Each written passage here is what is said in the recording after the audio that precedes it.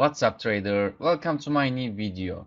Today I think that if we get a little bit of rally at this point, you should look for signs of exhaustion to start shorting again. Bitcoin fell significantly on Wednesday as we began the month of June.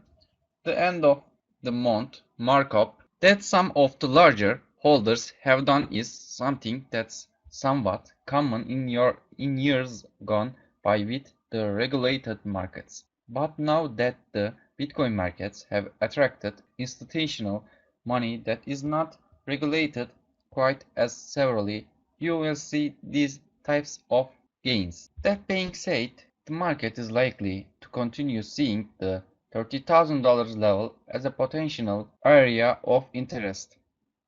And if we can break down below the recent lows, then it's likely that we would go much further to the downside, perhaps opening up the possibility of a move down to the $25,000 level, maybe even the $20,000 level. Crypto has a serious problem as massive fraud and Ponzi schemes are starting to come to light. And while the Bitcoin market is not necessarily one of those, it's going to get a bit of negativity thrown at it due to the fact that some of the peers are so shady, to say the least. I think that if we get a little bit of rally at this point, you should look for signs of exhaustion to start shorting again. Don't forget to subscribe to my channel for future Bitcoin and stock market predictions. See you next time.